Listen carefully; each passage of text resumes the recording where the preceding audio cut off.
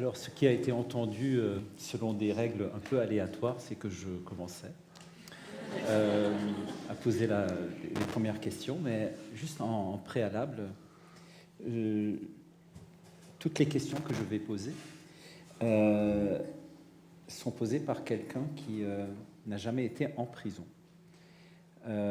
Et je crois que c'est très important de différencier l'emprisonnement métaphorique que tout un chacun nous pouvons avoir. Nous pouvons tous ressentir d'une certaine manière un enfermement. On peut tous dire que nous nous sentons parfois enfermés au sein de nos familles, enfermés en nous-mêmes, etc., etc.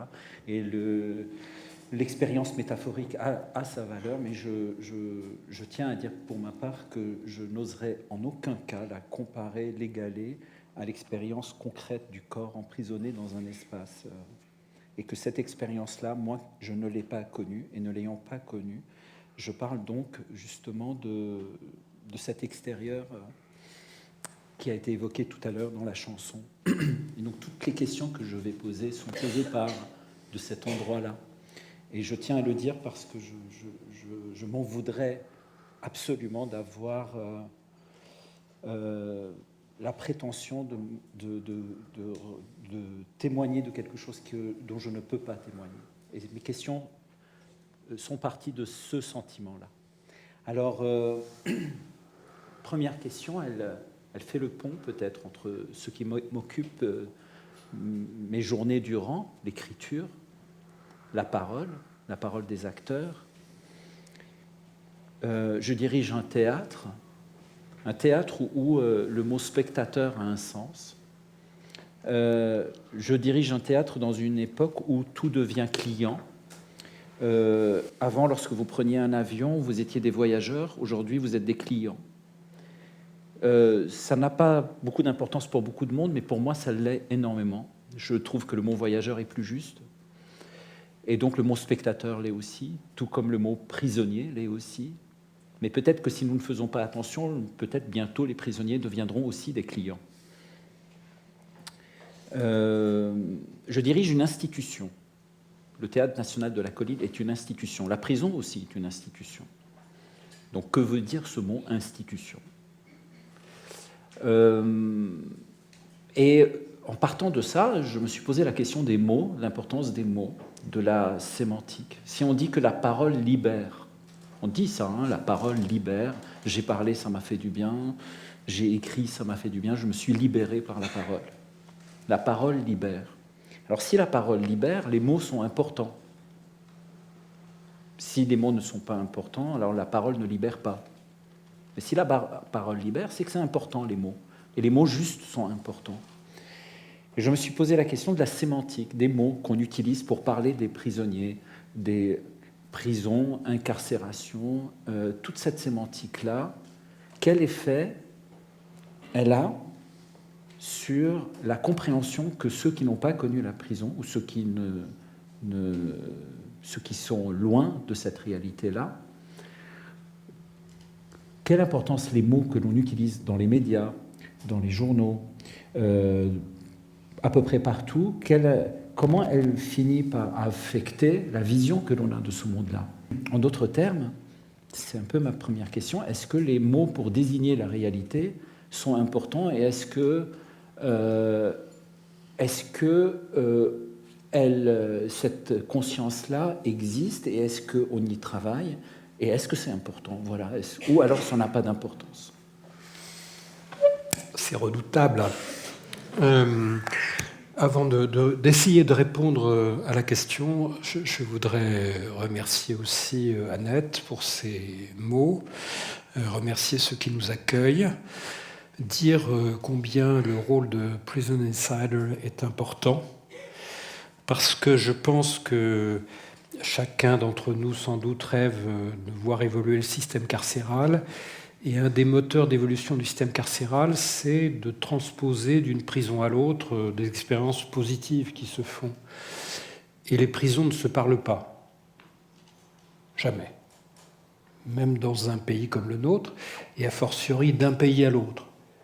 Et le fait que Prison Insider se soit donné comme mission cette tâche comparative est en soi un levier de transformation.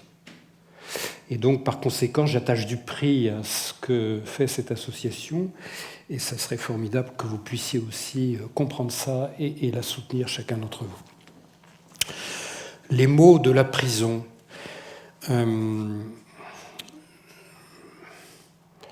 Alors, je comprends très bien que l'homme de théâtre que vous êtes commence par là. Moi, j'ai envie de commencer par, d'une part, le bruit de la prison, le bruit. Chacun d'entre ceux qui ont vécu en prison connaît ces bruits-là. C'est un monde extrêmement bruyant.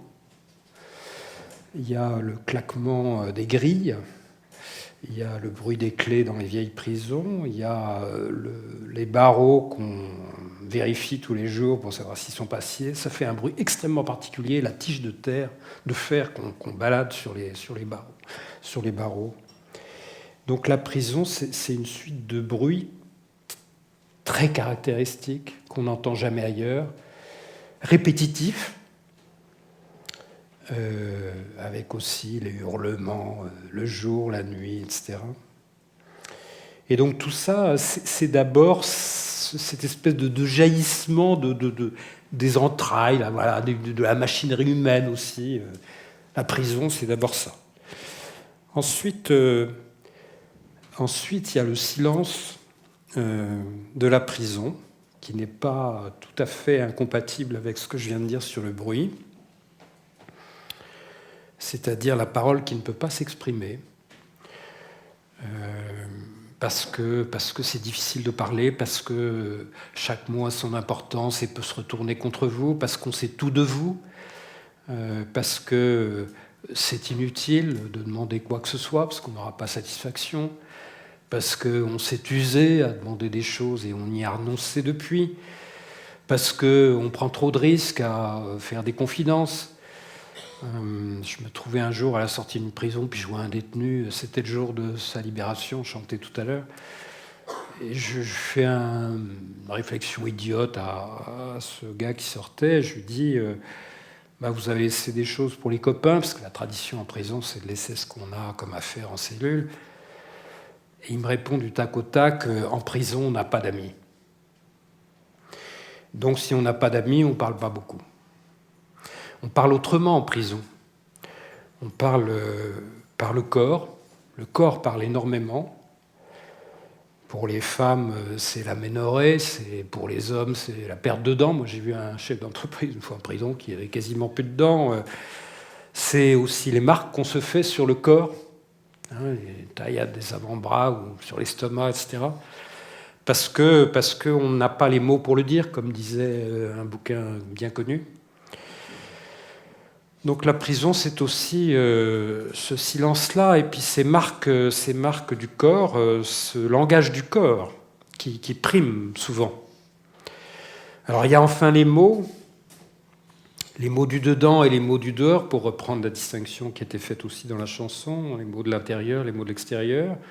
Ce sont des mots très différents. Alors, il y a le langage, vous avez parlé à juste titre d'institution, donc il y a le langage du code de procédure pénale, détention, incarcération, prévenu, aménagement de peine, juge de l'application des peines, etc. Tout ça est un langage parfaitement codifié, je viens de le dire, code de procédure pénale, donc où les mots ont un sens extrêmement précis. On n'y déroge pas à ce langage-là, et chacun des juristes s'y emploie. Et puis, il y a le langage des détenus qui n'est pas du tout celui-là. Alors, on a des langages codés, naturellement, langage familier, des mots qui désignent des choses. Langage aussi, j'y reviens, du corps. Le tatouage était, pendant longtemps, maintenant c'est plus le cas, l'apanage des détenus. Et puis, il y a le langage des gens à l'extérieur. Je voudrais vous raconter ceci. Je crois que le langage de la prison, pendant longtemps, il a été fait pour faire peur. La prison a été faite pour faire peur, dans son architecture, et dans son langage aussi, dans la manière dont on la désignait. Je ne sais pas s'il en est toujours ainsi. Je constate, puisque Bernard y faisait allusion maintenant que, et ce n'est pas indifférent, l'administration pénitentiaire s'efforce de développer un langage de modernité aujourd'hui. J'ai déjà souligné ça un jour, quand elle construit des prisons neuves, nouvelles dans leur conception, par opposition à celles qu'on construisait il y a un siècle et demi, elle essaye de capter à son profit la modernité. Donc elle emploie des langages complètement technocratiques pour parler de ses investissements, partenariats public-privé, etc., un langage qui s'applique à d'autres institutions. Donc tout se passe comme si, au-delà de la réforme apparente qui accompagne la nouvelle architecture, on essayait aussi de ravaler la prison au rang d'autres institutions, de la rendre indifférente. Et c'est vrai qu'on transforme les chefs d'établissement pénitentiaires, qui étaient autrefois des anciens surveillants, etc., en gestionnaires, en chefs d'établissements qui font de l'investissement, de la gestion des ressources humaines, etc. Il y a tout un langage de la modernité qui s'empare de la gestion pénitentiaire. Alors, je ne suis pas sûr que ça change fondamentalement les choses, ça ne change rien en réalité, mais je crois que c'est de ces instruments-là dont la prison a envie de se parer, je pense, aujourd'hui. Reste qu'il y a derrière aussi le langage du commun, donc la prison, c'est toute l'imagination qui déroule ce qu'elle croit être la prison, qui est en général à peu près faux, c'est le repère des grands criminels, ce qui est vrai, mais en toute petite partie. C'est l'hôtel 4 étoiles qu'on évoquait au moment où on y a mis les télés, etc. Donc tout ça sont les images d'Épinal, de l'opinion, qui défilent et dont on a du mal à se défaire, puisque c'est des choses qu'on ignore. Et donc, au fond, moi, la réponse à votre question que j'ai envie de faire, c'est que de toutes parts, c'est un langage un peu biaisé, quoi. Un langage qui n'est pas tout à fait un langage de vérité. De la part des détenus, c'est un langage de mise à distance, évidemment, sinon on ne survit pas. Hein. De la part de l'opinion, c'est un langage tout à fait de construction imaginaire, et de la part de l'administration pénitentiaire, je le redis, un langage de modernité qui en réalité dissimule mal le fait que rien dans la prison ne change fondamentalement. Voilà. Donc c'est un langage qui vous fuit entre les doigts. Voilà ce que j'ai envie de dire, et qui a besoin d'un peu de vérité pour vraiment exister. Voilà. Je ne suis pas sûr de répondre bien à votre question, mais c'est comme ça que j'essaye de tourner une réponse un peu brève. Voilà. Alors moi, puisque je pose aussi mes questions, puisqu'on parle... Moi, j'étais évidemment très, très impressionné à l'idée de venir vous parler. Je suis encore terriblement, mais je ne vais pas trop le montrer. Mais ce qui m'a frappé dans votre périple, c'est ça, c'est le périple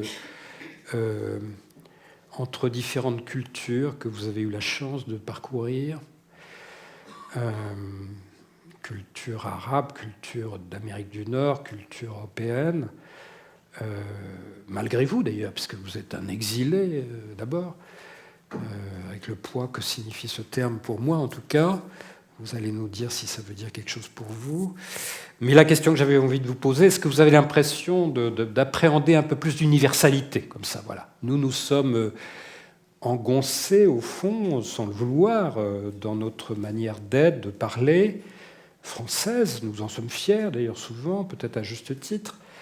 Mais est-ce que ce n'est pas une façon de nous rétrécir aussi? Vous avez transcendé un peu tout ça, sans le vouloir au départ, bien sûr. Est-ce que vous avez l'impression d'accéder un peu à quelque chose qui est un peu plus universel que nous autres? Mais cette universalité-là, est-ce qu'elle n'est pas aussi aujourd'hui un peu limitée à la culture du moi? Moi, je suis terrifié par les jeunes générations, mais à tort, hein, à tort. Bon, parce que je suis un vieux con.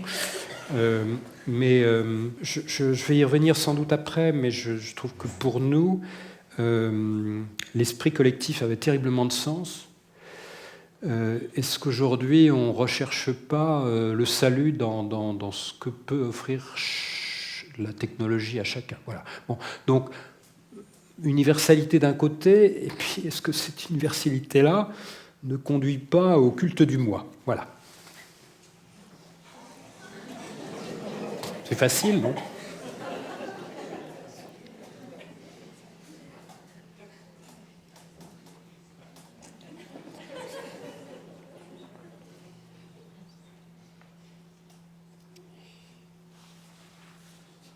Alors, la manière avec laquelle, d'abord, ces cultures se sont présentées à moi. Les choses se sont déroulées entre l'enfance et la fin de l'adolescence. C'est important parce que ça met en place un individu qui n'a pas choisi. Quand vous êtes enfant, vous ne choisissez pas. On choisit pour vous, c'est le rôle des parents. Donc je n'ai pas choisi, c'est toute la différence. Si parmi vous, il y en a qui ont choisi de quitter leur pays, vous voyez bien que ce n'est pas tout à fait la même chose que ceux qui, parmi vous, ici, ont quitté leur pays parce que leurs parents ont décidé qu'ils allaient le quitter. Ils étaient enfants, ils l'ont quitté. Donc on ne vit pas la chose de la même manière parce que le choix permet l'appartenance, permet une appartenance différente. Donc, et puis, le pays d'où je viens est compliqué parce que c'est une mosaïque culturelle. Et une mosaïque culturelle qui s'est constituée dans un rapport conflictuel. Le Liban, 19 confessions différentes, héritier de l'Empire ottoman. L'Empire ottoman, structurellement, se fonctionnait de cette manière-là, et ça a duré 500 ans. Il disait en gros à quelqu'un, tant que tu restes dans ta communauté, tu peux faire ce que tu veux, tu peux parler la langue que tu veux, tu peux faire ce que tu veux, mais si tu sors de ta communauté, tu dois te référer à la loi de l'Empire. Donc, pendant 5 siècles, les communautés de l'Empire ottoman, et c'est quelque chose que les Anglais vont reprendre, qui va devenir un peu ce qu'on appelle le communautarisme, qu'on retrouve en Amérique, que je vais retrouver en Amérique du Nord. Et en gros, pendant 500 ans, les communautés libanaises, les maronites chrétiens, les chiites, les sunnites, etc., bon, ils ont vécu repliés autour de leur communauté. Et donc, lorsque des années plus tard, on dit voici un pays qui existe, voici le Liban, pour beaucoup de communautés, ça ne signifiait pas grand-chose. Donc, faire pays, faire culture d'ensemble n'existait pas au Liban.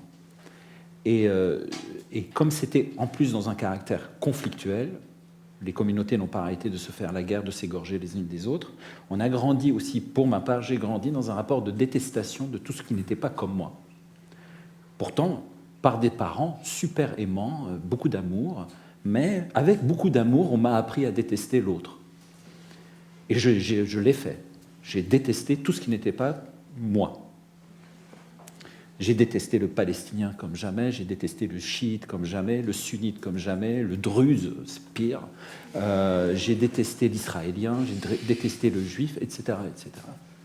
Donc ça, c'est de l'enfance. Et puis, j'ai dansé à la mort d'un homme, Kamal Jumblat, chef druze, on apprend qu'il est mort. On était tellement heureux, on est sortis et nous avons dansé. Qu'est-ce qui fait qu'un enfant de 7 ans danse à l'annonce de la mort d'un autre humain? Eh bien, la guerre civile fait en sorte que mes parents décident qu'on va quitter le Liban et on vient en France. Alors, la France, la langue, je perds la langue arabe pour découvrir la langue française. Et là, je découvre fronton d'à peu près l'école, en tout cas pour commencer, ces 3 mots, égalité, liberté, fraternité. Alors pour vous, Français, c'est banal, hein. Enfin comme ça, on n'y fait plus attention. Mais pour moi, depuis mon bureau de la colline, je vois la mairie du 20e arrondissement, et une partie de la mairie est cachée par un immeuble, et je ne vois que le mot liberté. Je ne vois pas égalité, fraternité. Alors, ne voyant pas égalité, fraternité, le mot liberté devient assez monstrueux, parce que je me rends compte que s'il n'y avait que liberté, eh bien, ça serait terrible. Ça serait l'hyperlibéralisme, ça serait une chose où il n'y aurait plus de solidarité, et que la liberté ne prend son sens que parce qu'il y a une égalité. Mais la même chose, s'il n'y avait que égalité, ça serait épouvantable, ça serait monstrueux. ça serait stalinien. Et s'il n'y avait que la fraternité, bien s'il n'y avait que la fraternité, il y aurait la liberté et l'égalité de toutes les manières. Mais chacun de ces mots ne fonctionne que parce que les deux autres sont là. Et ne voyant que le mot liberté de ma fenêtre du théâtre de la Colline, je me rappelle continuellement mon pays au Liban. Mais tout ça, je l'ai appris au Québec. Tout ce que je vous raconte là, toute ma manière d'apprendre à penser, eh bien, je l'ai apprise au Québec. Parce qu'au Québec, c'est le seul endroit en Amérique du Nord où on parle le français. Et c'est le seul endroit au monde où le français était la langue des pauvres, la langue des ouvriers et des miséreux. Partout dans le monde, partout, le français était la langue des élites. Soit en Afrique, au Moyen-Orient, chez nous, au Liban, en Europe, en Russie, dans les pays slaves, en Asie du Sud-Est. Ceux qui étaient de la haute parlaient le français. Le seul endroit où c'était la langue des ouvriers, des miséreux, c'était au Québec. Et donc, ma langue française, mon accent français, était vu comme, si vous voulez, moi, quand j'ai pris l'avion pour passer de la France au Québec, je suis passé de capitaine de l'équipe de rugby libanais au lycée Buffon à Paris. En 8 heures de vol, je suis devenu l'intellectuel français qui parle bien. Alors qu'en France, j'étais le dernier de la classe. Donc, ce simple transfert, à cause de l'accent, m'a fait apparaître une autre personnalité. Eh bien, tout ce rapport intime au culturel, comment le culturel vous pénètre, comment le culturel vous balaie, comme le vent balayerait une feuille et l'amènerait d'un endroit à un autre, on fait en sorte que, à un moment donné, je me suis dit, en fait, il y a des non-advenus à tout le monde. Il y a des non-advenus. Il y en a qui n'auront pas d'enfants. Il y en a qui ne connaîtront pas la passion amoureuse. C'est des non-advenus. Des non-advenus, chacun en a dans sa vie. On en a tous plein, des non-advenus. Un des miens, c'est de ne plus connaître ce que c'est l'appartenance à une culture référente. Je n'ai pas ça. Parce que j'ai muté. J'ai muté 2 fois. J'ai muté d'une culture à une autre, d'une autre culture à une autre. Pourtant, je n'appelle pas ça une universalité. J'appelle ça expérience intime, profondément intime, qui peut me noyer. Et la seule manière de ne pas être noyé par cette expérience brutale et violente consiste justement à la raconter, pour ma part, à la raconter. J'ai trouvé le théâtre pour la raconter. J'ai trouvé le théâtre pas parce que j'ai vécu la guerre ou parce que j'ai vécu l'exil. J'ai trouvé le théâtre parce que j'ai vu du théâtre. Ça, c'est super important. Je suis pas devenu... Parce qu'il y a plein de gens qui ont connu l'exil, la guerre, ils n'ont pas fait de théâtre. Donc, c'est parce que j'ai vu du théâtre. C'est le théâtre appelle au théâtre. Et en voyant le théâtre, je me suis rendu compte que je pouvais faire de cette expérience qui pouvait m'enterrer vivant. Parce que je pouvais avoir le sentiment d'être le seul à l'avoir vécu, de ne plus avoir d'espace de partage. Le théâtre est devenu le lieu du récit qui a universalisé cette expérience. Parce que l'autre, par empathie, se reconnaît dans le personnage. Mais à la base, cette expérience brutale, elle crée de la richesse. Mais c'est une richesse très dangereuse. Si on ne trouve pas une manière de la transformer, de la raffiner, au vrai sens du terme, raffinerie, de la débrutaliser, parce qu'elle est brute. C'est une... voilà. Donc, pour répondre à la question, je dirais, je ne peux pas dire que j'ai atteint une universalité, mais je suis au défi continuellement de tenter de raconter à l'autre et de faire en sorte que l'autre se retrouve dans cette expérience que je crois être absolument unique, parce qu'il n'y a personne d'autre que moi qui l'a vécu de cette manière-là. Cette unicité-là est à la fois formidable et dangereuse. Je ne sais pas si j'ai répondu à la question. Elle est devenue occasion par le théâtre de dialogue et de partage, non? C'est ça? Oui, c'est ça. C'est ça. En tout cas, c'est la façon de sortir de soi. Et c'est le théâtre qui est universel. Oui, c'est le théâtre qui est universel. C'est pas nous. En tout cas, c'est pas moi. C'est le théâtre. C'est le moyen. C'est là où le théâtre devient vraiment raffinerie, je dirais. Et alors, du coup, moi, ça m'amène un peu à cette question qui est... là, je ne suis pas à l'ordre des questions que je vous ai envoyées. Mais je trouve que ça tombe parfaitement bien. Il se trouve qu'il y a une phrase qui m'a énormément marqué dans ma vie. C'est une phrase que j'ai lue dans un recueil de poésie quand j'avais 14 ans et que j'ai cru tout de suite. J'ai cru tout de suite et tout de suite j'ai voulu la mettre en application. C'est une phrase guide, une phrase qui m'a sauvé d'une certaine manière, qui m'a permis de croire que tout était donc permis même pour moi. Cette phrase, étant donné en plus aujourd'hui ce qui nous réunit, j'ai eu envie de savoir ce qu'elle pouvait vous raconter, si elle pouvait évoquer pour vous aussi la même chose que ce qu'elle évoque pour moi. Une phrase que j'ai trouvée que j'ai lue dans un recueil de poésie d'un poète allemand du XVIIIe siècle qui s'appelle Novalis. C'est un romantique allemand. Novalis est très jeune quand il écrit ça, il a une vingtaine d'années, un peu plus. Il écrit un recueil de poésie qui s'appelle L'hymne à la nuit et les disciples assaillissent. Et dans ce chant, il a cette phrase, il dit « Toutes les vicissitudes de notre vie sont des matériaux dont nous pouvons faire ce que nous voulons. » Alors cette phrase-là, je la trouve géniale, extraordinairement bonne, parce qu'il ne dit pas la plupart des vicissitudes de notre vie, il dit bien toutes, c'est pas rien, toutes les vicissitudes de notre vie sont des matériaux dont nous pouvons, pas dont nous pouvons peut-être, non, dont nous pouvons faire ce que nous voulons. Donc, il n'en tient qu'à nous.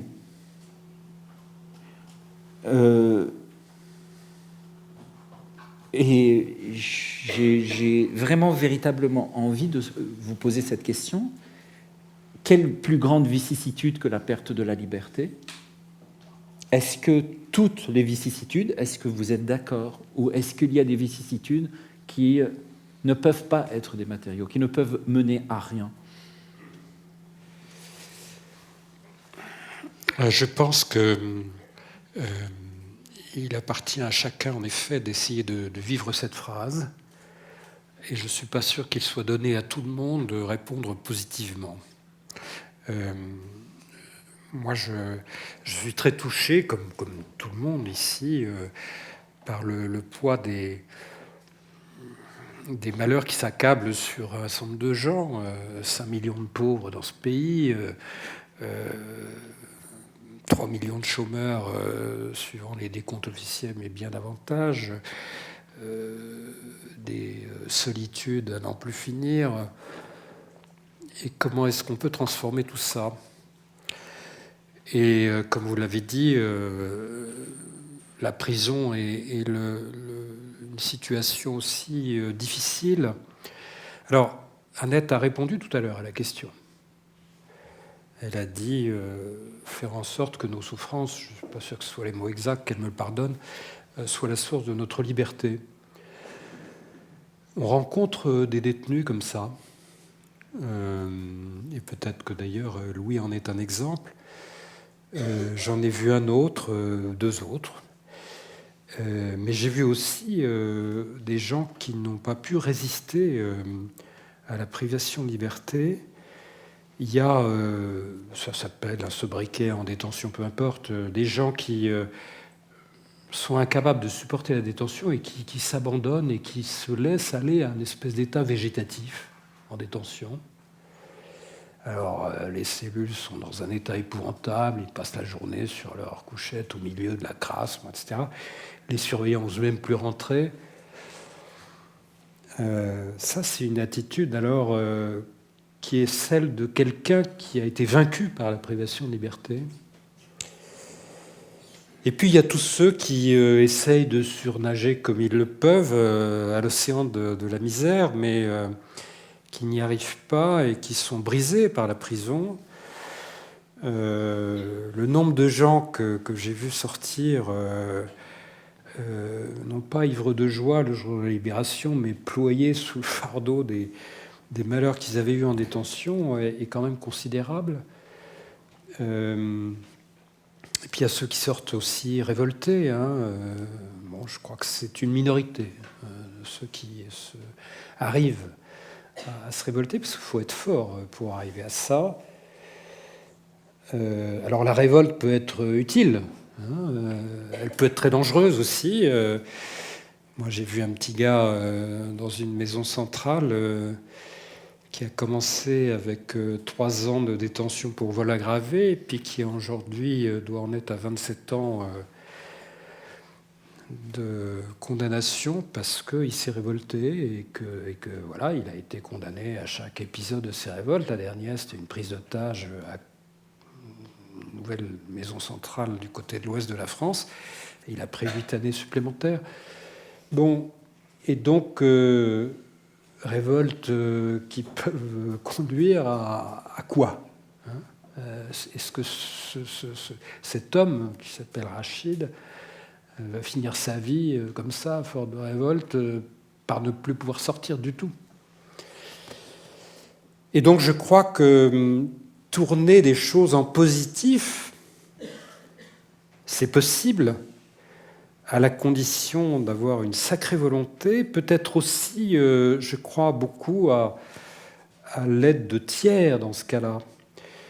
Je pense à un détenu en particulier qui est bien connu par ailleurs parce qu'il a un peu fricoté avec Mesrine dans un temps ancien, qui a été transformé par un cours de philo qui était donné à la maison centrale où il se trouvait. Et comme je le rappelais à quelques-uns cet après-midi,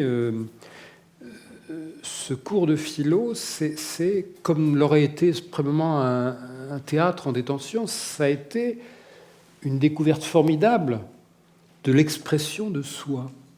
Un type qui a fini là où il a fini parce que je ne sais pas quoi, bon, pour un tas de raisons sans doute qui tenaient à son enfance, son adolescence, etc., a découvert un jour un type qui l'invitait à parler, qui accordait à ce qu'il disait autant d'importance que ce qu'il disait lui, le prof, qui considérait que tous ceux qui étaient là dans la pièce avaient un poids égal pour parler de problèmes de philo. Alors ce type, ça l'a transformé. Donc cette vicissitude qu'était la privation de liberté, qui était une très lourde condamnation, il vient de finir sa libération conditionnelle, et ça fait un bon bail, il s'est transformé comme ça. Mais il a fallu que quelqu'un lui montre le chemin possible. Alors, moi, je crois qu'il faut qu'en prison, pour arriver à ce que Novalis dit, il faut multiplier comme ça comment dirais-je, les considérations des personnes, parce que ce sont des personnes qui ne sont pas considérées, les perches tendues, les oreilles les têtes qui se penchent en bienveillance, et puis il faut une sacrée volonté.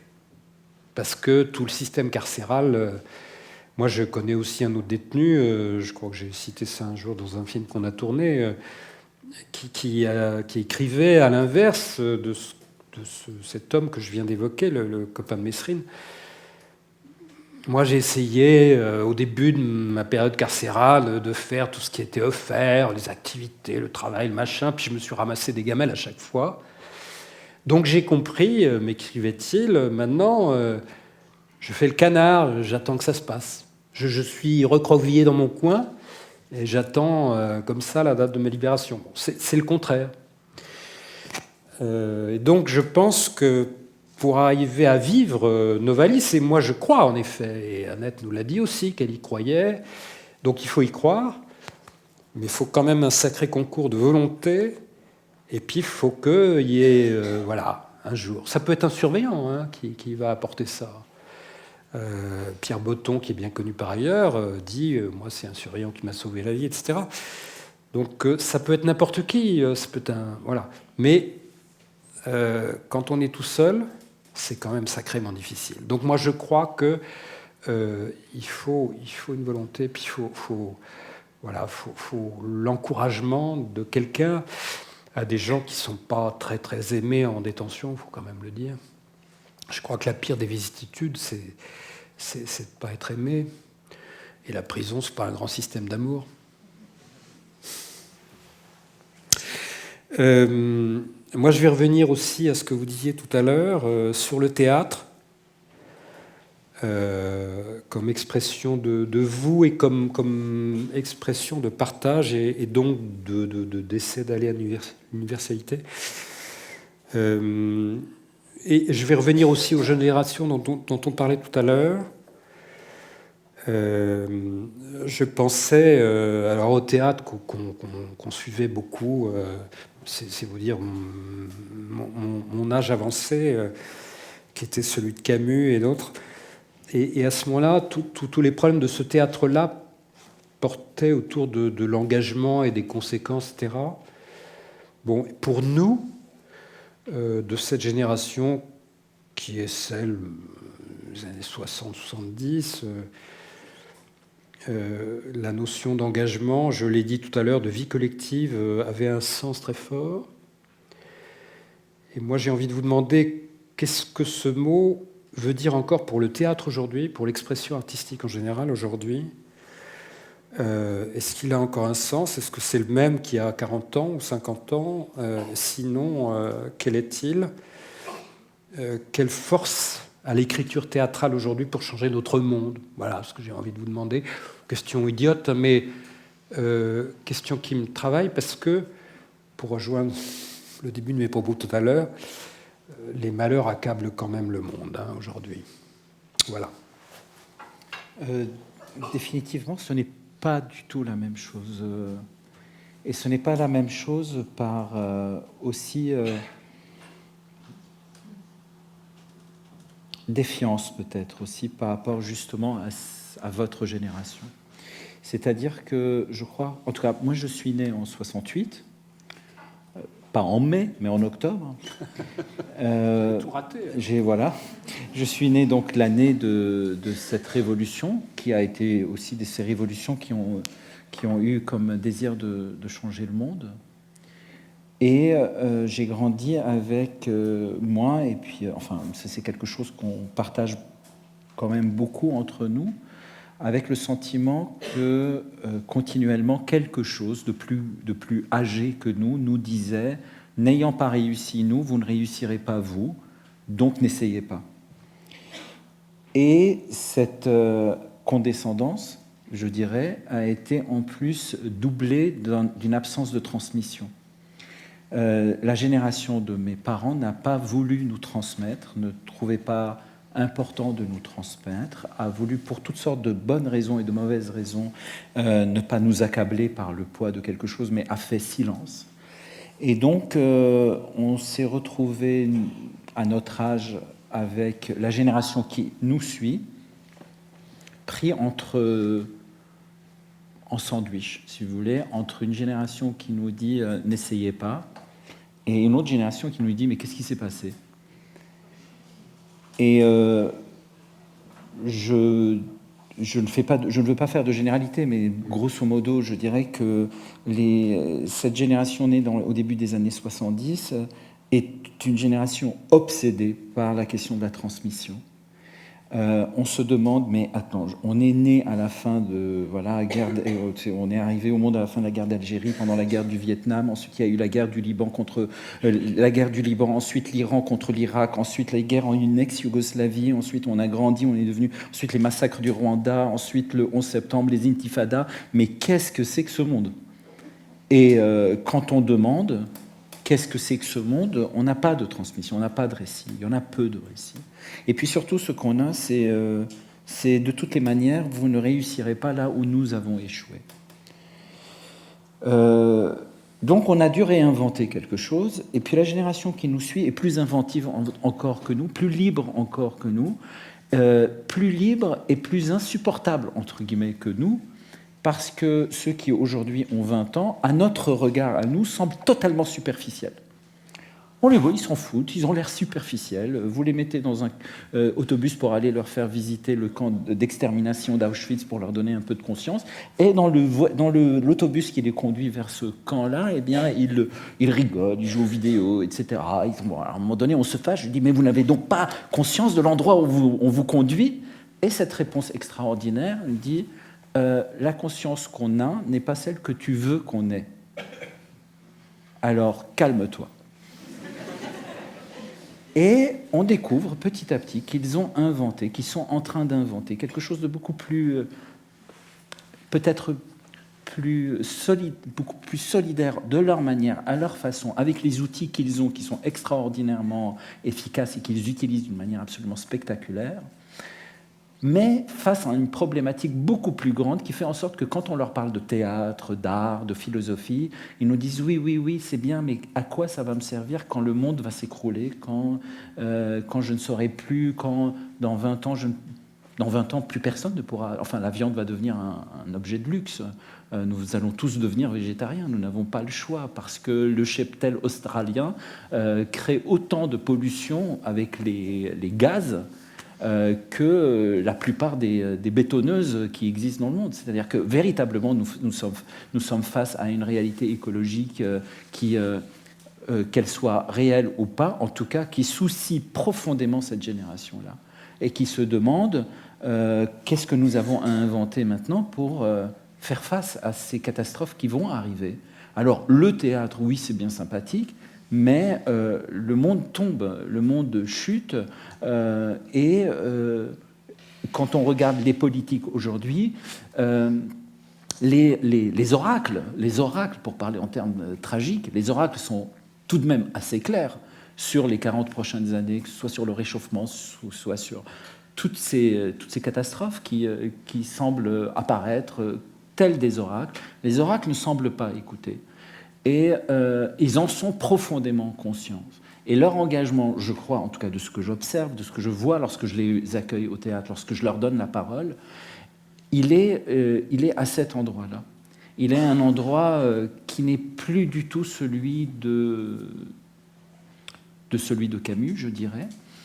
Et peut-être que le mot engagement a été petit à petit remplacé par un autre mot, qui est le mot ébranlement. Je crois que la solidarité, et ça c'est une parole d'un philosophe tchèque qui s'appelle Jan Patočka, qui a conceptualisé cette chose-là et que je trouve de plus en plus contemporaine, je dirais. Ce qui nous solidarise, ce n'est pas nécessairement notre engagement, ce n'est pas le fait que nous sommes engagés. Il y en a qui ne sont pas engagés. Mais une chose est certaine, c'est que nous sommes tous ébranlés et que la solidarité qui nous réunit tous, prisonniers ou libres, deux personnes qui se tirent dessus, dans le geste de se tirer dessus, indifférents ou non, il y a une sensation d'ébranlement, nous sommes ébranlés, et c'est la plus grande solidarité qui existe aujourd'hui. Et peut-être que le mot engagement a glissé vers le mot ébranlement. Oui, ça me fait penser à un sociologue allemand qui s'appelle Ulrich Beck, qui a écrit un bouquin qui s'appelle « La société du risque », dans lequel il explique que maintenant, il n'y a plus de conflits de classe, il n'y a que des problèmes qui se posent à l'échelle mondiale. Et ça, je pense en effet que les jeunes générations, ils sont sensibles, mais les vieilles commencent à y venir aussi, hein. Par la force des choses.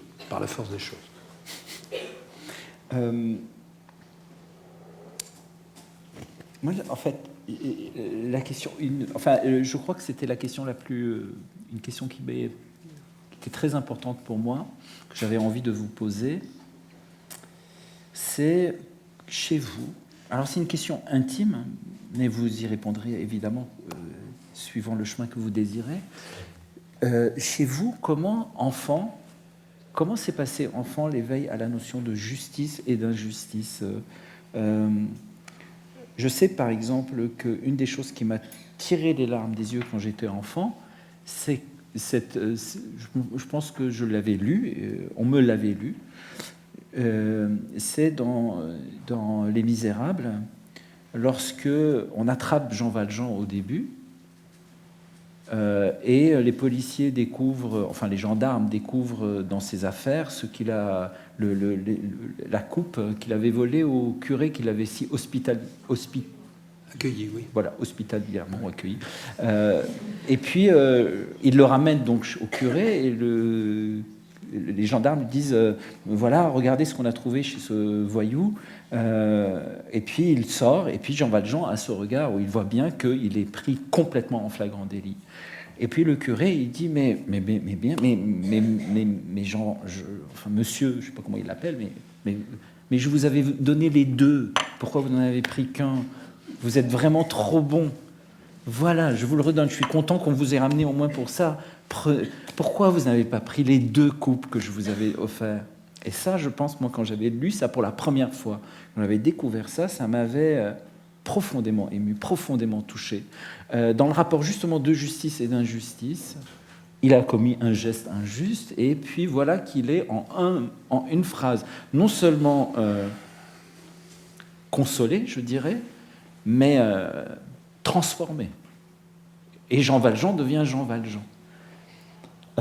D'une certaine manière, je pense que l'enfant a un cœur très sensible à ces questions-là.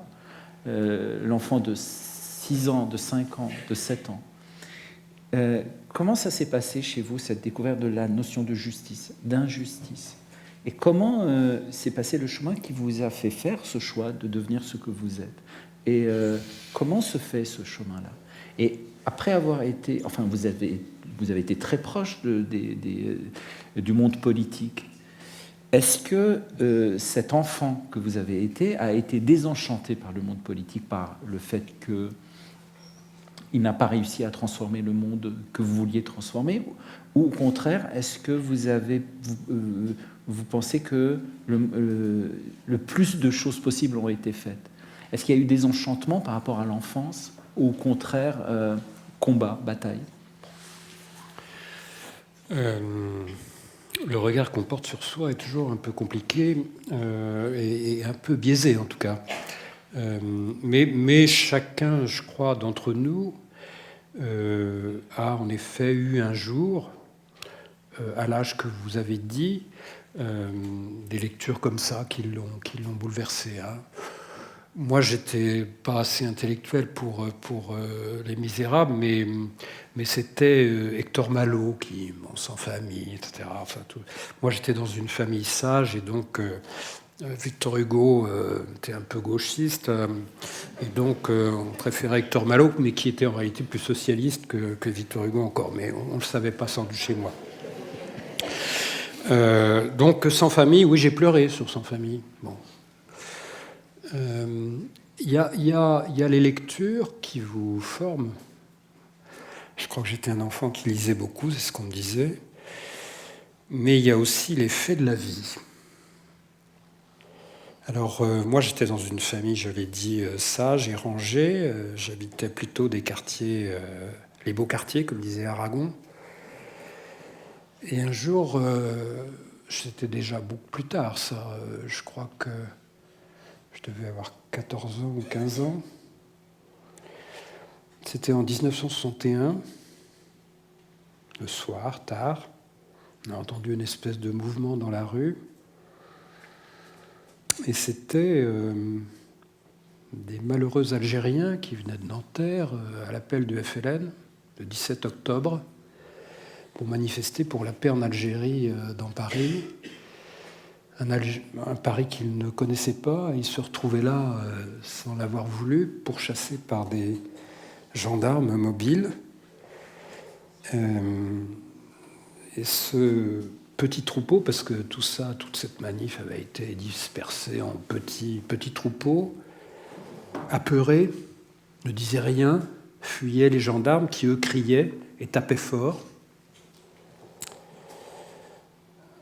Et ça, sans forcément comprendre le sens tout de suite, ça impressionne beaucoup. Et les jours d'après, nous habitions pas très loin de la Seine, et j'ai vu le premier cadavre de mon existence, enfin en dehors de ma grand-mère qui était morte. Bon. qui était quelqu'un qu'on avait repêché dans la Seine à la suite de cette manifestation, puisqu'on sait très bien qu'on a jeté un certain nombre de gens à la Seine. Voilà, donc ce sont des événements aussi qui avec les lectures, éveillent beaucoup, parce qu'on se pose des questions à laquelle la famille ne peut pas répondre, parce que les sentiments sont tellement forts aussi qu'on ne peut pas les dire à ses proches. Hein, vous avez parlé d'enfermement au sein de la famille. Bon. Mais ce sont des questions des situations en tout cas marquantes, je pense. Bon, puis après, il y a venu d'autres choses, l'aide d'autres personnes aussi. J'y reviens pour éveiller des consciences. Il y a les bouquins, mais il y a aussi les rencontres qu'on fait, qu'on choisit de faire ou de ne pas faire. Ça, c'est donc une évolution, comme beaucoup de gens de ma génération. Et pour fixer un peu les âges, c'est absolument effrayant d'y penser. La guerre d'Algérie a fait beaucoup, puisque j'étais au lycée quand elle avait lieu, dans un lycée du centre parisien. Et donc, ça se castagnait à peu près tous les jours à la porte entre partisans de la paix en Algérie, comme on disait prudemment à l'époque, et partisans de l'Algérie française. Bon. Et donc là aussi, on a les copains qui se font taper dessus, plus ou moins fort, donc on choisit son camp. Hein. Et ce que vous avez dit tout à l'heure sur cette suite d'événements hein, qui ont été, vous avez dit Algérie, Vietnam, etc., rythme aussi les choix de l'adolescent.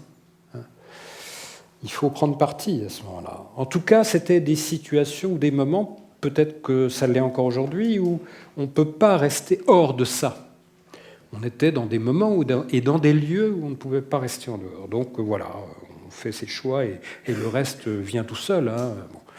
Ça, c'est une première partie de réponse. La deuxième partie, c'est sur la vie politique et le désenchantement.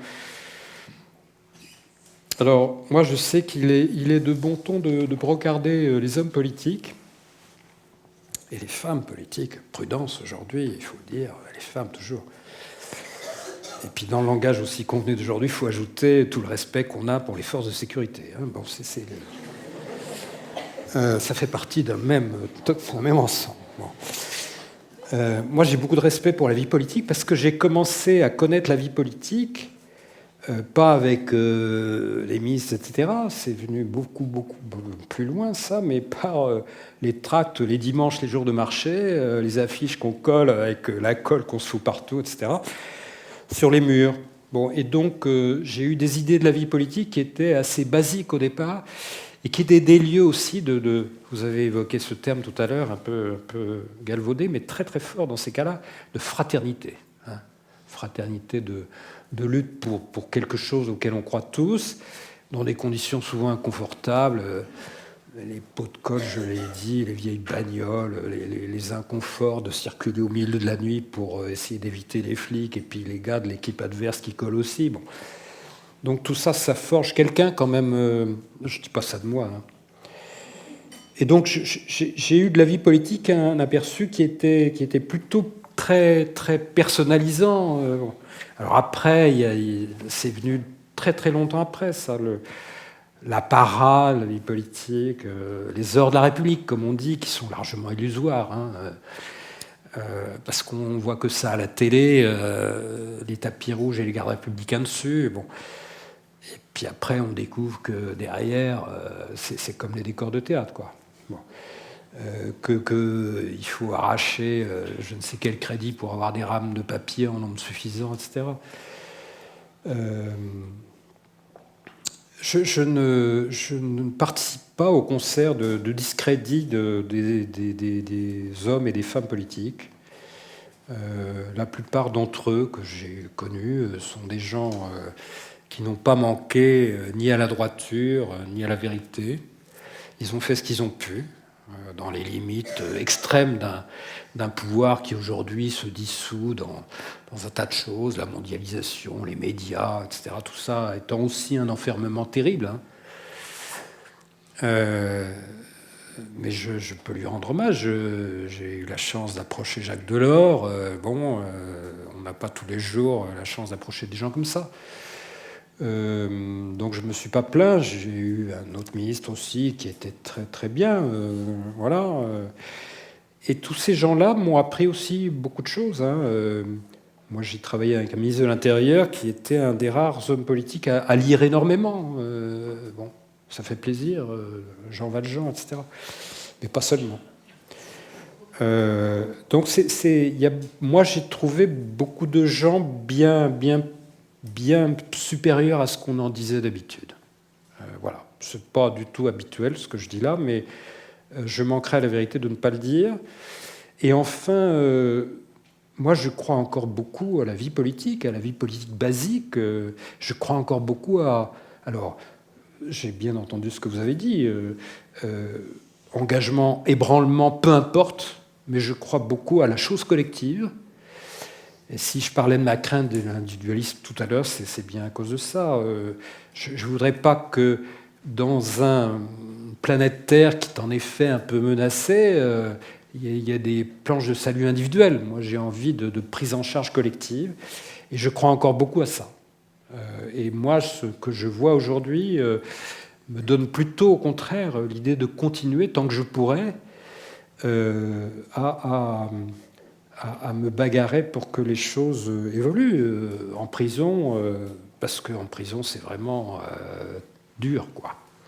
Donc on a envie que les choses changent, mais ailleurs aussi. Alors ça, c'est mon regard à moi, dont j'ai dit qu'il était biaisé. Alors pour être très, très franc, faut que je pense aussi au regard que mes enfants ont sur moi. Ah, c'est assez différent. On est une génération, pour mes enfants, qui a tout capitalisé, le bonheur, l'emploi, la vie facile, qui a rien distribué, qui a tout gardé pour elle, et maintenant eux sont dans la, c'est pas le mot qu'ils emploient, difficulté. Mes enfants ont galéré, certains d'entre eux encore aujourd'hui, et ils nous font le procès de qu'est-ce que c'est que vos histoires de vouloir changer le monde? Vous n'avez rien changé du tout, c'est un peu ce que vous disiez tout à l'heure dans d'autres formulations. Et vous êtes la cause de la galère qu'on vit aujourd'hui. Bon. Alors évidemment, ça me déstabilise un petit peu. Et je n'ai pas de réponse à ça, honnête. Honnête. Je n'ai pas de réponse. Je crois que je suis sincère en disant qu'on a essayé au maximum de changer les choses.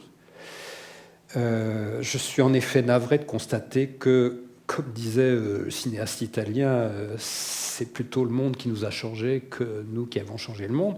Enfin, j'espère que la première partie de la phrase n'est pas vraie. Que le monde ne nous a pas trop changé. Mais en tout cas, nous n'avons pas réussi à changer le monde autant que nous l'aurions voulu, et que donc nous sommes co-responsables d'une série de difficultés aujourd'hui. Bon, est-ce qu'il faut dire voilà, c'est comme ça? Non, c'est pas comme ça. Il faut continuer à se bagarrer et montrer à nos enfants, si possible, que même dans cette analyse-là, ils font un petit peu d'erreur. Voilà ce qu'il nous reste à faire. Alors, moi, je voulais aussi vous reparler théâtre et prison. J'évoquais tout à l'heure ce détenu qui a été transformé par les cours de philo. Une autre possibilité d'expression de soi formidable, c'est le théâtre en prison. Et on a une série d'expériences bien identifiées, bien connues, où des détenus ont pu jouer un rôle, etc., à la façon dont un film célèbre a montré des gamins de banlieue jouant un Marivaux. Bon. Et ça les a aussi transformés pour la raison que j'indiquais tout à l'heure, expression de soi. Est-ce qu'on peut faire plus? D'abord, est-ce que vous partagez cette idée-là, que le théâtre peut apporter beaucoup? Peut-être plus que l'expression de soi aussi, l'expression de soi qui tend à l'universalité, comme vous avez très bien expliqué tout à l'heure. Et puis, est-ce qu'on peut, de votre point de vue d'homme de théâtre, accroître un peu ces expériences, faire en sorte qu'elles se multiplient, et pourquoi pas espérer que la parole des détenus change aussi un peu le théâtre? Alors, je crois que c'est absolument fondamental que la rencontre entre un des espaces de liberté liés à la parole qui est le plus grand qui existe, parce que faut rappeler une chose, c'est que le théâtre est le seul endroit où des individus qui vont mourir parlent devant des individus qui les regardent, qui eux aussi vont mourir. C'est ça l'art. Quand on dit l'art vivant, c'est pas une image de style, c'est vrai. Quand vous allez au cinéma et que vous regardez, je sais pas, un film avec Humphrey Bogart, il est mort, Humphrey Bogart. Au théâtre, non, tout le monde est contemporain de la même journée. C'est pas rien. C'est quand même dingue. Là, je veux dire, c'est un peu ça. Dans 100 ans, plus personne ici n'est là. Et d'autres seront à notre place. C'est dingue quand on conscientise ça. Et nous sommes pourtant réunis autour de le fait de parler. Là, nous ne sommes pas en train de vous faire notre numéro de danse synchronisée que nous avons beaucoup répété ensemble. C'est pas ça. Nous sommes en train de parler. On ne fait que ça. Or, quels sont les autres endroits où l'on parle, où des vivants qui vont mourir parlent devant des gens qui vont mourir? Eh bien, mettons, c'est les meetings politiques. Mais au meeting politique, quelqu'un essaye, au fond, de convaincre ceux qui l'écoutent de voter pour lui. Je fais court. L'autre endroit où des vivants qui parlent devant des vivants qui parlent, c'est dans les lieux de culte. Mais là aussi, celui qui parle essaye de confirmer ou de convaincre ceux qui l'écoutent de croire en quelqu'un. Il y a un autre endroit, c'est les supermarchés, où vous avez un vendeur qui vante devant des... Donc le vendeur va un jour mourir, et il vante devant des gens qui vont mourir les qualités d'une machine à laver. Eh bien, il a quand même un but, c'est qu'on achète cette machine à laver. Le seul endroit, quand c'est bien fait, le seul endroit où des vivants qui vont mourir parlent devant des vivants qui vont mourir sans autre but que d'être le lieu d'où l'on voit, ce qui est étymologiquement le vrai sens du mot théâtre, c'est le théâtre. Quand vous voyez une pièce de théâtre, ceux qui sont en train de jouer, quand c'est bien fait, n'ont pas d'autre but que de se poser la question, mais comment vivons-nous ensemble? Qu'est-ce que c'est vivre ensemble? Il n'y a pas d'autre but que ça, et ça se fait contemporain les uns des autres. Alors, que ce lieu de liberté puisse s'ouvrir et s'ouvrir dans tous les sens du terme, c'est-à-dire lui s'ouvrir et faire en sorte qu'il s'ouvre à ceux qui sont privés de cette liberté-là, c'est absolument vital pour une société. Et que cela se fasse par des rencontres comme celle-là, que cela se fasse par des présentations de pièces à l'intérieur des prisons. Je me souviens, il y a pas très longtemps, il y a 6 ans, nous avions été jouer le 3e acte des Justes de Camus à la prison des femmes de Rennes, une prison de très longue peine, devant des femmes qui nous ont écoutés et où nous devions dire des phrases. Moi, je faisais un personnage qui fait le choix de l'attentat terroriste et qui dit à un moment donné « Nous sommes tous des assassins ». Mais certains, nous sommes tous des assassins, seulement certains choisissent de l'être et d'aller jusqu'au bout. Dire une phrase pareille, dans un lieu pareil, devant un public pareil, on tremble. J'ai vu arriver la phrase, et j'ai pris conscience que j'allais dire cette phrase, et j'ai fait... Je ne sais pas comment je vais dire cette phrase. J'avais l'impression que le lieu allait exploser. Vivre une expérience pareille, à la fois pour eux, pour elles dans ce cas-là, et pour nous, c'était absolument vital. Et il faut multiplier ces rencontres. Tout comme trouver, selon des modes, par la loi, par l'organisation de la loi, la possibilité de faire en sorte que ceux qui sont dans les prisons puissent sortir pour aller au théâtre, ne serait-ce que pour visiter un théâtre, voir qu'est-ce que c'est être machiniste, qu'est-ce que c'est être éclairagiste, qu'est-ce que c'est, de quelle manière nous au théâtre nous accueillons parfois des gens pour la question de réinsertion sociale à travers justement les métiers, parce qu'au théâtre il y a tous les métiers, il y a des menuisiers, il y a des forgerons, il y a tous les métiers, pour faire un décor. On ne se rend pas compte, Mais dès qu'il y a une pièce de théâtre, ça fait travailler plein de gens. Pas seulement ceux qui font le spectacle. Il y a ceux qui construisent le décor, il y a ceux qui fabriquent les vis qu'on va utiliser pour visser le décor, il y a les costumes, les tissus. C'est fou, c'est une usine. Hein. Et on a besoin... Et le théâtre, ça vient des bateaux. Il y a encore les termes des marins pour parler de la manière avec laquelle on fait monter, descendre toute la machinerie du théâtre. C'est comme un bateau. Et quand un spectacle commence, nous montons en bateau. Et les marins, on sait bien, viennent de ce monde-là, le monde des exclus, entre guillemets. Et le théâtre garde encore des traces de ça.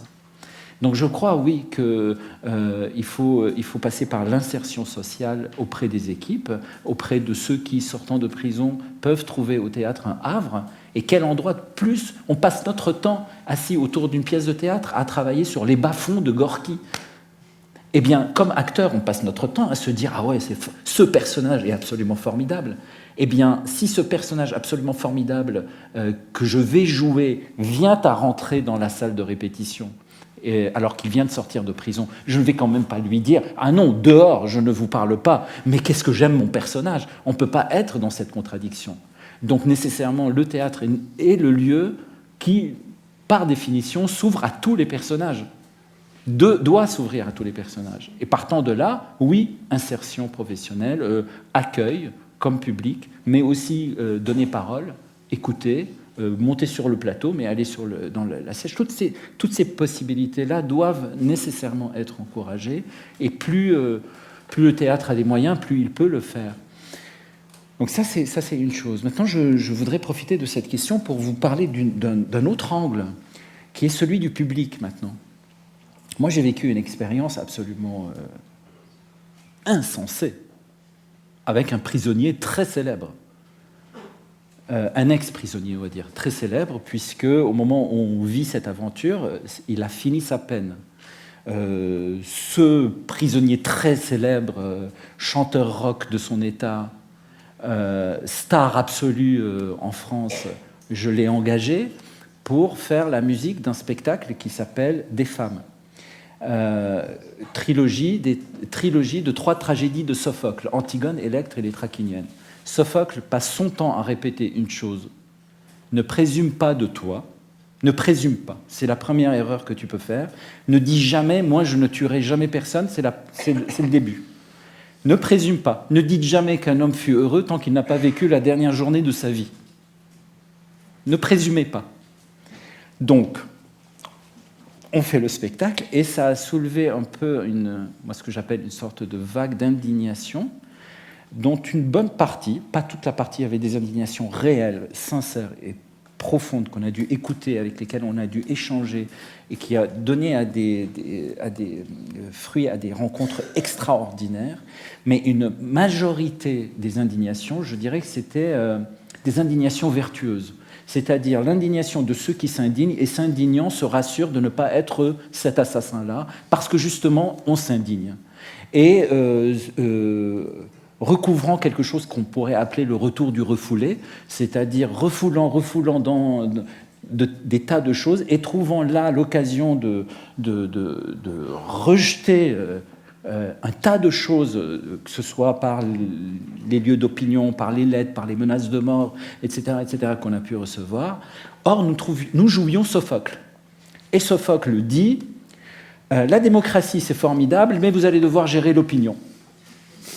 Et l'opinion, c'est un vent de sauterelle. Quand elle arrive, couchez-vous, il n'y a rien à faire. Il faut attendre que ça passe. » Il ne dit pas ça comme ça, mais en gros, il dit ça. Il dit « Ouais, la démocratie, c'est formidable, mais vous allez devoir faire gaffe à l'opinion. » Évidemment, on est dans un lieu où l'opinion est surmédiatisée par les moyens, les outils que nous avons. Et là, nous avons confronté vraiment quelque chose, c'est-à-dire, ok, donc quoi, la peine de mort?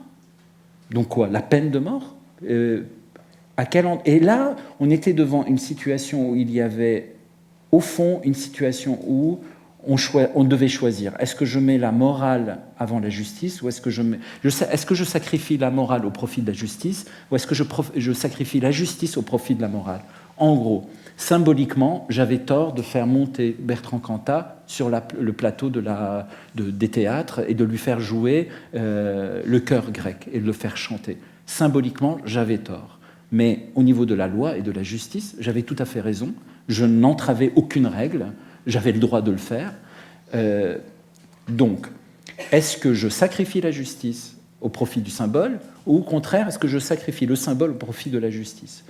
Je me suis rendu compte que, pour ma part, venant du pays d'où je venais, rien n'était plus important que la justice, puisque c'était un pays qui n'en avait pas. Je viens d'un pays qui a décrété une amnistie qui est devenue une amnésie auprès de tous les assassins que ce pays a produits pendant la guerre civile. Je ne pouvais, et symboliquement, le Liban est très très fort. Il est formidable, mais au niveau de la justice, il n'est pas très fort.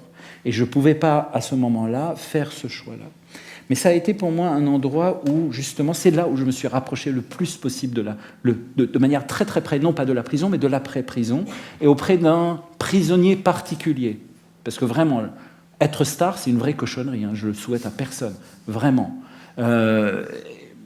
Voilà, donc je crois que là, il y aurait eu un travail encore plus grand à faire avec le public, de discuter de cette question, de voir ce que cette question posait, à travers des pièces de Sophocle qui justement posent ces questions-là.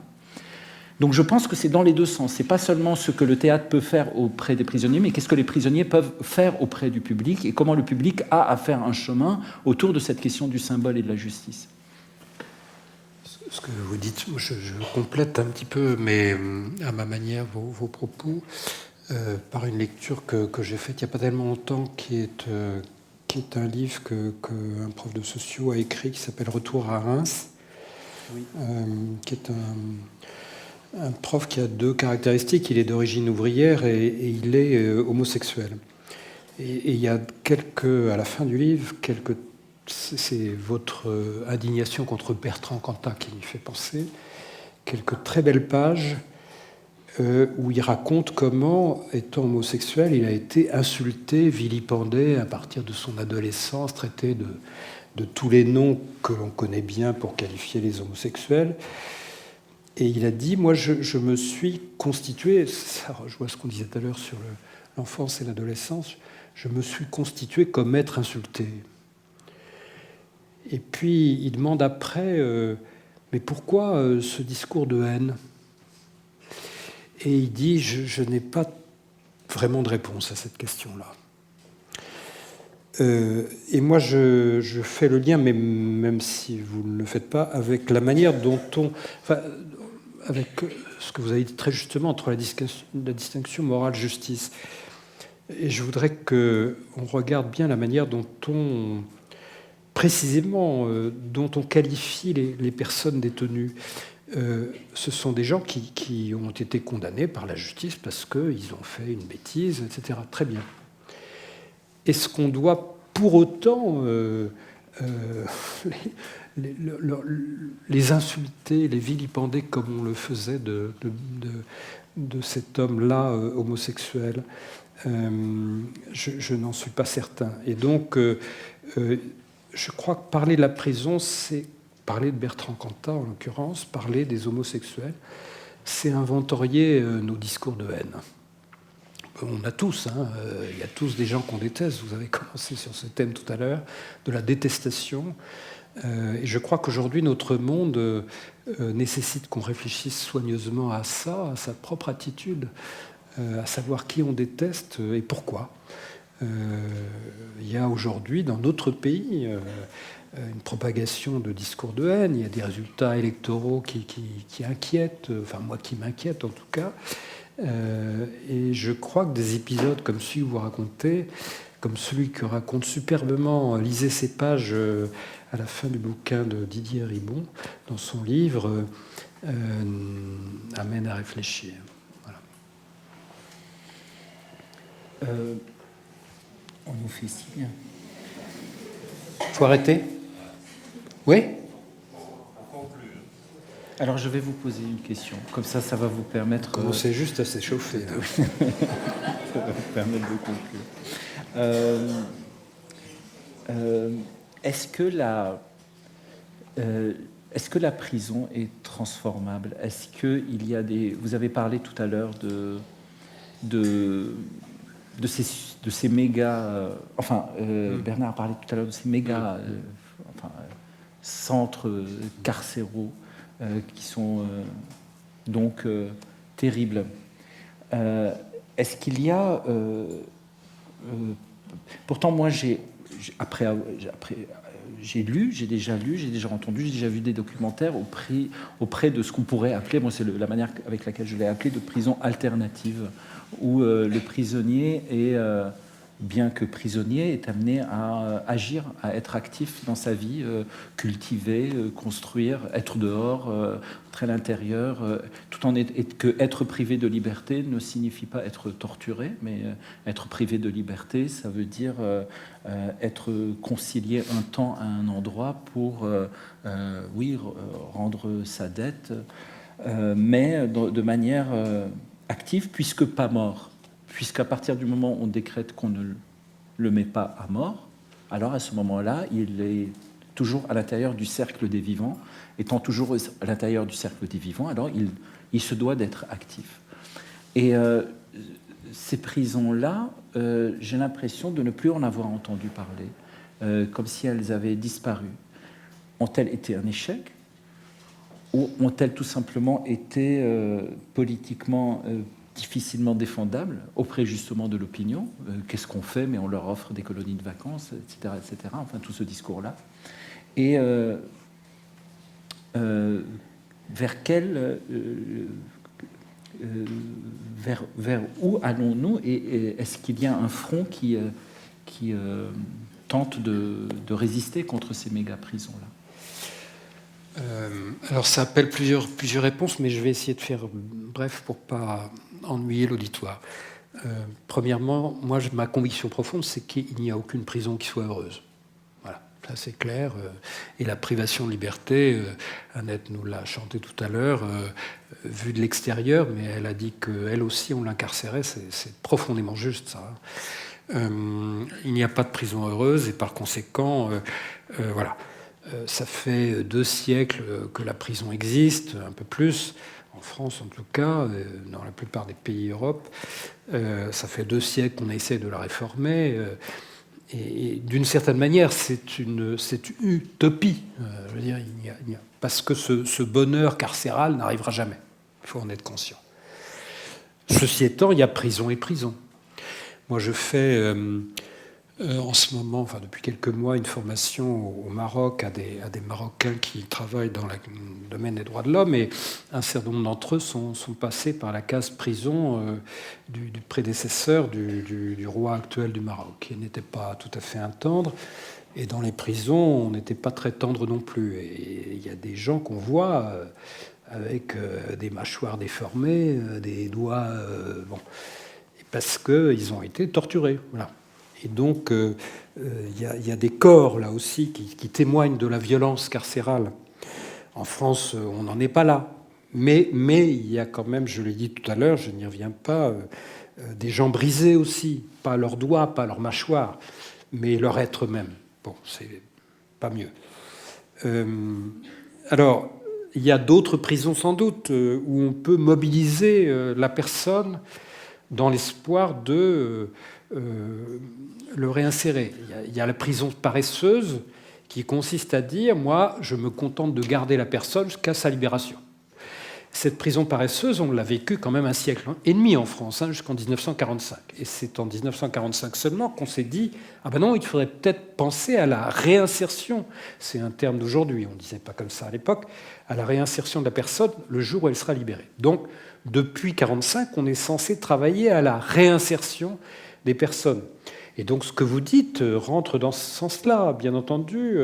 Il faut avoir en prison des activités culturelles, des cours de philo, quelquefois, c'est rare, du travail en particulier. Bon, tout ça, dans les prisons françaises, se distribue avec du compte-gouttes. 27% des détenus ont un travail aujourd'hui. C'est quand même pas terrible, alors que tous demandent à travailler, bien sûr. Donc on a du mal à arriver à cette prison alternative. Et moi je dirais aujourd'hui qu'on est en régression sur ce point. Vous l'avez un peu suggéré. On est en régression pour 2 raisons. D'une part parce que ces nouvelles prisons, en effet, sont un retour en arrière dans la manière dont on peut gérer le corps collectif des détenus, puisque au lieu de 200 ou 100 ou 50 détenus qu'on avait dans les vieilles prisons, on en a maintenant, c'est la règle, 690 à minima, et avec la surpopulation, on arrive à 800, 900. Et donc, c'est une gestion lointaine de mise à distance entre le détenu et le surveillant, donc ça engendre ça des insatisfactions, et l'insatisfaction engendre la violence. Et puis, deuxième motif de retour en arrière, ça c'est beaucoup plus imperceptible, j'espère que je ne vais pas être trop compliqué, mais on est en train, je crois, subrepticement, mais certainement, d'abandonner l'impératif de réinsertion au profit du constat de la dangerosité des individus.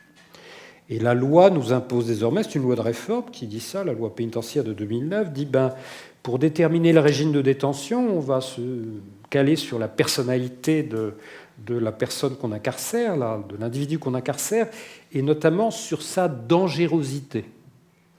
Et on est en train de passer d'une prison active, comme vous le suggériez, ou alternative, dans certains cas, à une prison constat, où on va simplement faire de temps en temps plonger le thermomètre dans l'eau pour savoir si elle est encore bouillante, dangereuse, ou si elle s'est calmée, et par conséquent, si on peut libérer.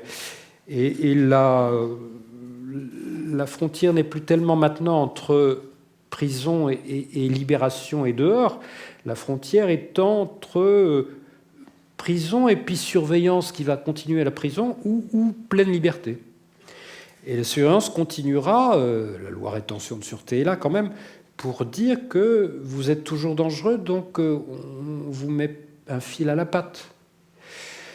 Et donc tout ceci, je crois, est un renversement profond par rapport à ce qu'on a connu de 1945 à 1994, je crois, date à laquelle le mot dangerosité entre dans notre code de procédure pénale. 95 peut-être.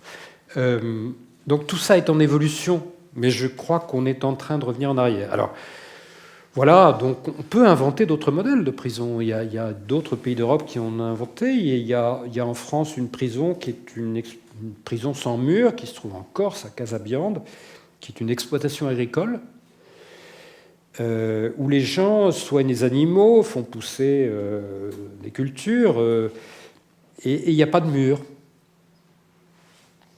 Et puis la prison est installée au bord d'une plage avec du sable. Bon. Alors on est allé là, nous autres, au contrôle pour voir. Et donc on était curieux de ça. Alors les détenus m'ont tout de suite dit, puis l'administration pénitentiaire est plutôt fière de montrer ça, et les détenus m'ont dit tous tout de suite, méfiez-vous de la carte postale, la prison au bord de la plage, parce que cette prison-là, c'est vrai, on a de l'espace, on a une motivation, on soigne les bêtes, bon. Mais à la moindre incartade, plouf, on vous renvoie dans les autres prisons sur le continent, en France continentale. Et donc finalement, la discipline de cette prison apparemment ouverte, sablonneuse, est pire que dans les autres. Voilà, donc moi je ne crois pas que malheureusement on en est aux prisons alternatives, et on se souvient des controverses qu'a fait naître Christiane Taubira en faisant voter une peine qu'elle a appelée la contrainte pénale, qui est une peine qui évitait la casse-prison.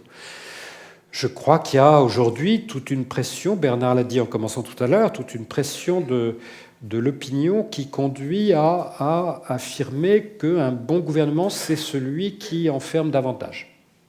On est très préoccupé de notre sécurité collective, et donc malheureusement, je ne crois pas qu'il y ait de prison heureuse, mais je crois en effet qu'il y a d'autres modèles carcéraux possibles. Mais je crois que ce pays est en train, malheureusement, mais il faut agir pour ça, donc Prison Insider va s'y mettre, et d'autres aussi peut-être, on est en train de tourner le dos à ces modèles de prison qui peuvent aider à reconstruire chaque personne incarcérée.